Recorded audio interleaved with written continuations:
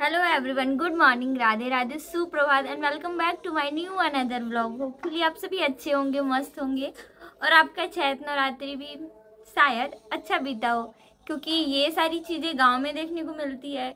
जवारा बोया जाता है, वहाँ पे कि अलग ही एक कल्चर होता है।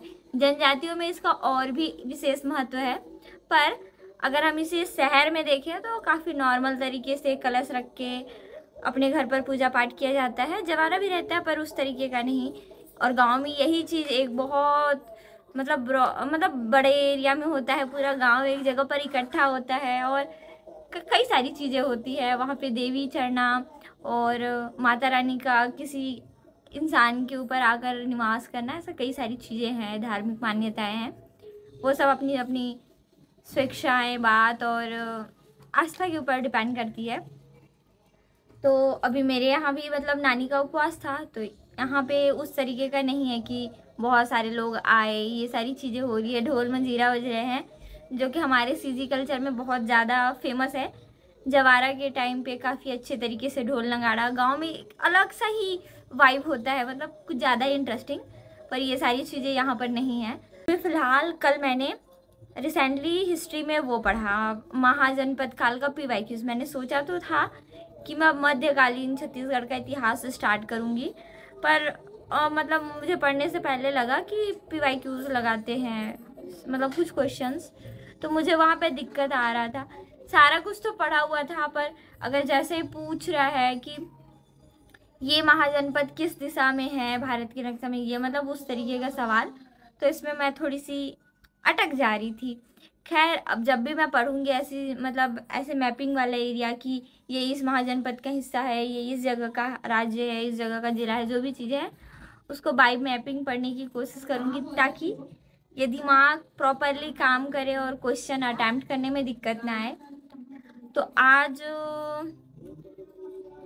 क्या पढ़ना है मुझे? आज मैं मतलब देखो, मैं अगर कुछ भी चीज़ स्टार्ट करती हूँ ना, तो वो तुरंत स्टार्ट नहीं होता। जैसे मैंने काफ़ी टाइम पहले पॉलिटी पढ़ने का सोचा सोचा सोचा, और उसके काफ़ी दिनों के बाद मैंने स्टार्ट किया। और सेम लाइक अभी मैं मध्यकालीन पढ़ने का स्टार्ट करने सोच रही थी, तो उसमें भी मैंने कल सोचा आज में भी मैं स्टार्ट कर दूँ, और पता नहीं, और करूँगी भी तो पहले चैप्टर से करूँगी। कल मैंने जियोग्राफी पढ़ा और उसके अलावा क्या पढ़ा, PYQs देखे, उसके अलावा हिस्ट्री पढ़ा और कुछ करंट GK वगैरह। और मेरा उस तरीके का प्रॉपर टाइम मैनेज नहीं हो पाता कभी कभी, और कभी कभी अच्छे से हो जाता है। तो अभी 8 बज रहे हैं, तो मैं भी आज का टाइमिंग थोड़ा सा अच्छा होगा। कल तो मैं लेट भी उठी थी।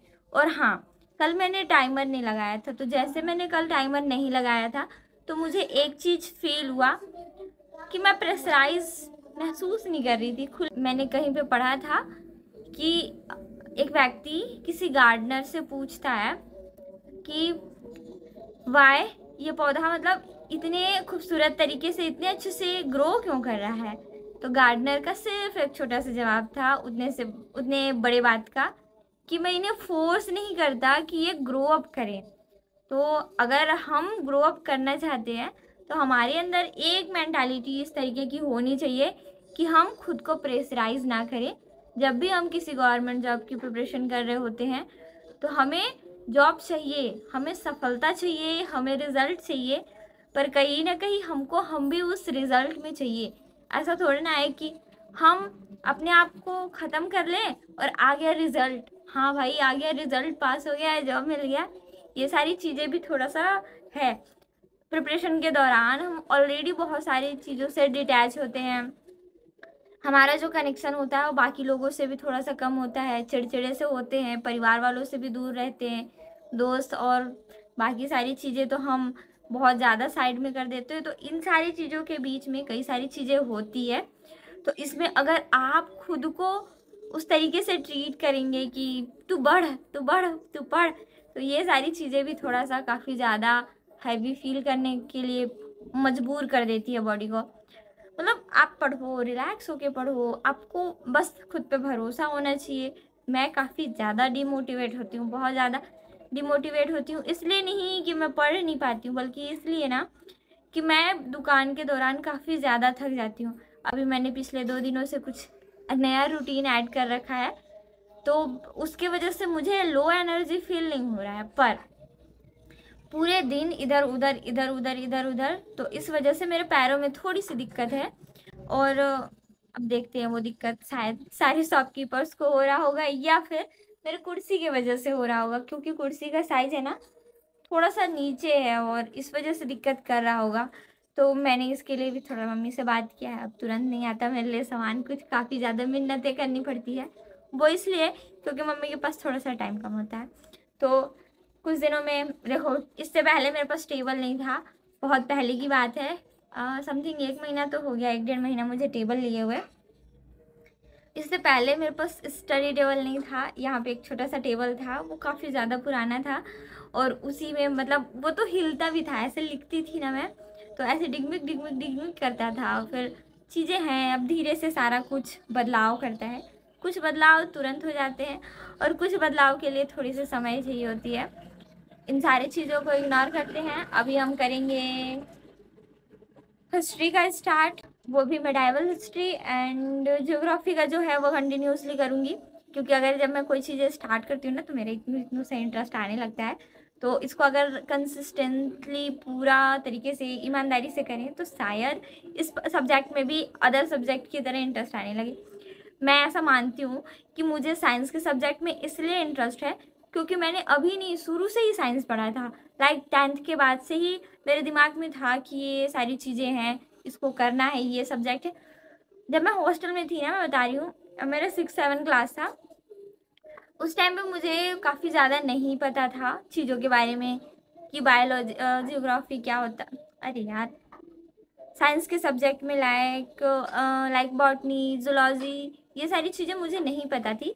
पर मेरे बगल में जो एक दीदी रहती थी ना, वो केमिस्ट्री काफ़ी ज़्यादा रटती थी और फिज़िक्स, तो उनके मुंह में रहता था। मुझे केमिस्ट्री और फिज़िक्स बहुत ज़्यादा टफ लगता है और मैं उनकी मोटी मोटी सी पुस्तक देख के क्या सोचती थी, ये तो इतना इजी है दीदी, इसमें इतना क्यों परेशान होती, क्योंकि वो पढ़ते रहती थी ना, तो वो जिधर पढ़ती थी मैं भी उधर ही मुंह करके मतलब देखती थी वो क्या पढ़ रही हैं, अपना पुस्तक खोल के उनको कभी कभी मैं देखती थी। शायद वो दीदी का आज शादी हो गया होगा। मेरा हॉस्टल वालों से 1-2 लोगों से ही कनेक्ट मतलब कांटेक्ट है और मैं बात नहीं करती क्योंकि कुछ लोगों की शादी हो गई और कुछ लोगों की होने वाली है, तो मैं अपने आप को उस इन्वायरमेंट में नहीं रखती कि शादी ब्याह वाला एक अलग सा सीन हो, मेरे माइंड में वो सारी चीज़ें आए। तो जैसे ही मैं देखती हूँ कि लोगों की शादी हो रही है या फिर शादी मतलब होने वाली है, तो मैं थोड़ा सा साइड हो जाती हूँ, क्योंकि मुझे वो वाली वाइब नहीं। कल वाले ब्लॉग में आप लोगों ने ये देखा है कि मैं थोड़ी सी काफ़ी ज़्यादा डिटैच महसूस करती हूँ पारिवारिक जीवन से, इसलिए क्योंकि आज के टाइम पे अगर लड़का जब तक समझदार नहीं है, मतलब एज अ लड़की का हस्बैंड, तो दिक्कतें होती है और इस चीज़ को मैं काफ़ी ज़्यादा अच्छे से मानती हूँ। पर मैं ये भी मानती हूँ कि अगर ज़िंदगी में कोई देवता स्वरूप इंसान मिल गया तो ज़िंदगी तुरंत का तुरंत बदल जाता है। मतलब जो हम महसूस कर रहे होते हैं, जो हमारी मेंटालिटी होती है, जैसा हम फील करते रहते हैं, वो एक ब्लर मूवमेंट में चला जाता है और चीज़ें पूरा का पूरा बदलाव कर देती है। पर 1% मैंने बताया कि 1% ही मैं इस चीज़ को मानती हूँ कि किसी लड़की के जीवन में कोई समझदार व्यक्ति आता है, पढ़ा लिखा, भले उसके पास बड़ी बड़ी डिग्रियाँ नहीं है पर वो सभ्य व्यक्ति होता है। अब इन सारी चीज़ों के ऊपर हम सोचते हैं, मैं ये भी मानती हूँ कि सिर्फ 1% लोग ऐसे होते हैं, बाकी लगभग 90 से 99% आप देखोगे कि असभ्यता पढ़े लिखे लोगों के बीच में भी आए दिन बड़े बड़े businessman plus government job officers भी अपनी वाइफ को ऐसे जानवरों की तरह ट्रीट करते हैं। तो ये सारी चीज़ें हैं जिसको देख के, प्लस मैं आसपास देखती हूँ, मुझे आए दिन सुनने को मिलता है, तो मैं थोड़ी सी डरी हुई महसूस करती हूँ और डर जाने का नाम ही नहीं लेता। मतलब काफ़ी अलग मेंटालिटी है, तो इस वजह से मैं ये चाहती हूँ कि जो चीज़ें हैं वो हो।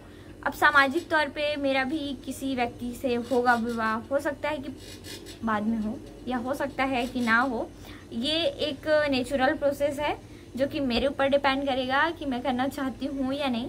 पर इन सारी चीज़ों के बीच में एक सबसे बड़ा चीज़ है, वो है मेरा मिस सक्सेसफुल गर्ल होना। मतलब कि मुझे मेरी सारी चीज़ों से पहले एक मेरी सफलता वाली टैग चाहिए जिसमें हाँ लगे कि मैंने किया।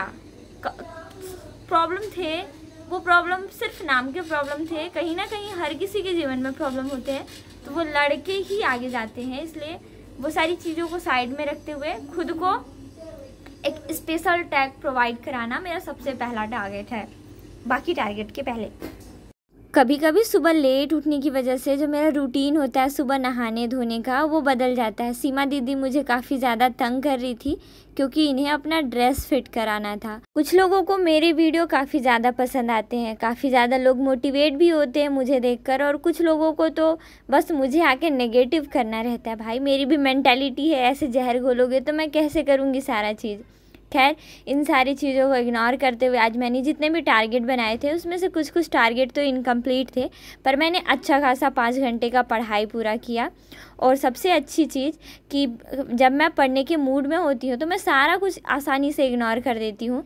थोड़े काम से मैं नानी के घर जा रही थी और इन हरे भरे पौधों को देखकर अच्छा लगा, इन बच्चों को भी पढ़ता हुआ देखकर मुझे काफ़ी ज़्यादा अच्छा लगा। वैष्णवी दीदी, काम निपटाने के बाद मैं वापस से अपना पढ़ाई स्टार्ट करती हूँ। आज मैंने वर्ल्ड ज्योग्राफी का कुछ दृष्टि की पुस्तक से देखा और इनमें जो सारी चीज़ें मुझसे हो पाई वो सारी चीज़ किया। महाजनपद के वापस से रिवीजन स्टार्ट किए। होपफुली आप सभी को मेरे व्लॉग पसंद आते होंगे। दिन में आज थोड़ा सा मैंने रेस्ट किया था, समथिंग 1 आवर्स, और उसके बाद खाना भी मतलब टाइम पे, और कुछ रूटीन आजकल मतलब डाइट में ले रही हूँ, डाइट का कुछ रूटीन है, तो इस वजह से थोड़ा सा सही था सारा कुछ। अभी ना आज दुकान मुझे काफ़ी ज़्यादा लेट बंद करना पड़ा, अभी 10-14 हो रहा है। इसके 2 विशेष कारण थे। पहला कि अगर मैं दुकान बंद करती तो जाके रूम में सोती या पढ़ती, पढ़ने के विचार में थी, पर घर पर मामी की दोनों बेटियां, मेरी दोनों बहनें और सारे लोग तो ये लोग मस्त हल्ला कर रहे थे। और भाई मेरी सामूहिक परिस्थिति नहीं होती है, इन लोग तो सामूहिक वाले इंसान हैं। एक एक करके निकल रही है, देखो, और ये भी निकल रही है क्योंकि गुड नाइट। तो ये लोग रूम में थे मेरे, और मुझे पूजा वाले रूम में बहुत रेयर केस में पढ़ने का मन करता है, तो बात भूल गई मैं, याद आया इस वजह से। और दूसरा चीज़ कि घर पर सारे लोग थे, ऐसे जब हम अकेले रहते हैं, हम तीनों बहनें, तब मैं दुकान बहुत ज़्यादा जल्दी बंद कर देती हूँ। खैर अभी अपना सारा कुछ हो गया है, बचा कुछ चीज़ रूम में जाके हो सकता है पूरा करें। अभी के लिए फ़िलहाल दुकान पहले बढ़ा देते हैं। जब घर पे होते हैं ना तो इतनी दिक्कत नहीं होती, पर नहीं होते ना तब दुकान निकल।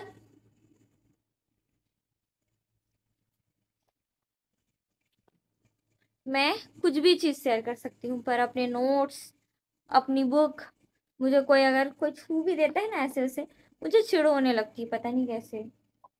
पूरे टाइम में मैं अगर लंच के लिए जा रही होती हूँ तो मैं मम्मी को या फिर दुकान में जो भी बैठे रहता है ना उसको मैं मना करके जाती हूँ कि कुछ भी करना, लेकिन मेरे नोट्स के साथ कुछ मत करना। दिखाती हूँ क्योंकि अभी पिछले कुछ दिनों का ही बात बता रही हूँ, मेरे साथ ये चीज़ हुआ था। मेरे नोट्स पर देख रहे हो पिंकी सीमा, कई जगह पर जो मैंने टॉपिक लिख रखा था उसको रिपीट करके लिख दिया।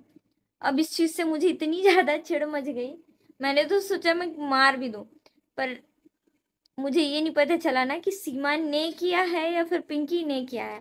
इस वजह से बच गए दोनों के दोनों, नहीं तो हाथापाई वाला सीन हो जाता। मुझे नहीं पसंद है कि कोई मेरे नोट्स छुए, मतलब ठीक है भाई, छूने वाली चीज़ों को छुओ, नोट्स पुस्तक कॉपी से क्या, तुम तो खुद अपना पढ़ते नहीं हो, मेरा भी नाश कर दो। दुकान लेट बंद करने की वजह से मैंने दुकान में ही पढ़ाई कर ली थी, तो थोड़ी बहुत एवरेज स्टडी के बाद मैं खा पी करके सो गई। होपफुली आप सभी अच्छे होंगे, अपना ख्याल रखिए।